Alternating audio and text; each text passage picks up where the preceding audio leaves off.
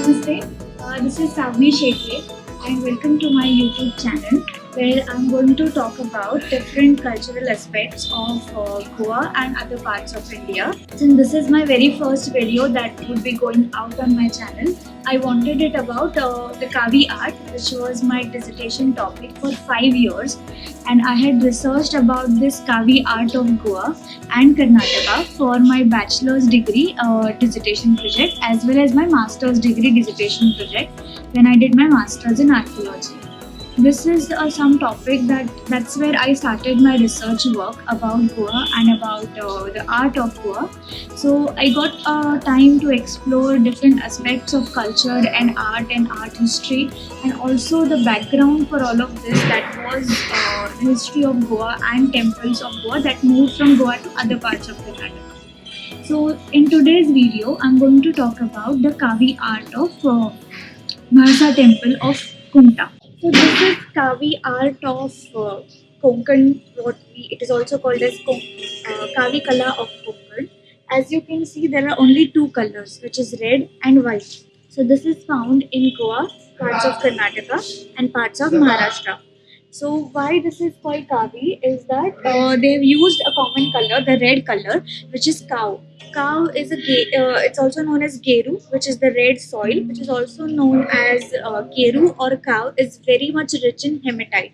Hematite comes from iron content. And as you know that in Goa and Karnataka and Maharashtra, we have very rich lateritic soil. So from there we get rich iron content soil, which is hematite or geru. So this cow was used to make this art. So you would wonder why only two colors. That is, one is red and second is white. First is it was naturally available in abundance. Second reason is the climate that we have in Konkan coast. So it is even now we are in the month of November and it's raining very heavily here.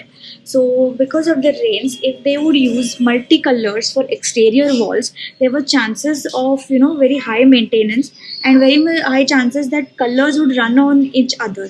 So they figured out this style of frescoes, which is it's not completely fresco, it's a different style called graffito, where what they would do is first one layer of lime, second one layer of cow, that is the red soil, and then they would take a stencil and etch out what was like the borders. If you come a little closer, you can see the borders here.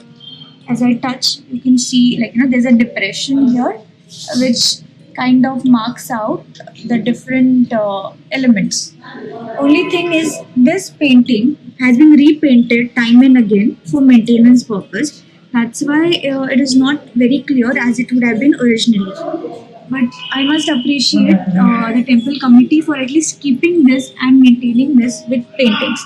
So in Kavi art, since as I told you, it was stencil art where you had to put one layer of lime and second layer of cow, and this had to be done all the when this two of the elements had to be little bit wet. If they would dry up, there was no chance of doing stencil work on it. So because of this, it was made sure that the work was done fast and not freehand. Because freehand you have to be much careful. So first thing was stencil, and when you have stencil, the easiest way out is to have geometric patterns. So in most temples, homes, and other places wherever there was Kavi art, what we find most common is the Nakshi design, which is the floral geometric pattern. Nakshi is decorative pattern basically, and that was used as a adornment for windows, for walls, for doors. So you can see it running here. The first one up there is the Nakshi, which is the first one, which looks like flower and two flowers are connected with two lines. Second, just below that is people leaves. This is the most common motif that you would find in Kavi art. So every place wherever there is Kavi art, you will always find these two designs. One is floral pattern and second is the people leaf. and wherever they could afford or whichever places could patronize the figurative art in Kavi is mostly the temples. So that in these places you have different types of icons from Hindu dharmic stories and Hindu itihas stories, which are like Puran stories or any other characters. One peculiar thing about Kavi art is the monochromatic design. So that is the monochrome is in two colors. Second thing which is most common in Kavi art is single icons. There are no narrative stories. It's just one picture, that one image or one icon or one event that is freeze, and that is supposed to be telling you the whole story.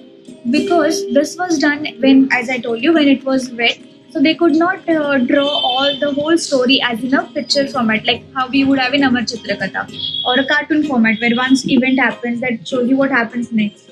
So what they have done is they have taken a single frame from one event, and you all are supposed to know the story, or that there would be a sutradhar in most of the temples of India.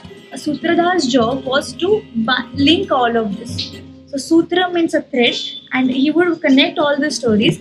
So for all the visitors who would visit these temples, the sutradhar would narrate you the story. So in these series, I'm going to be your sutradhar, narrating your stories about these panels.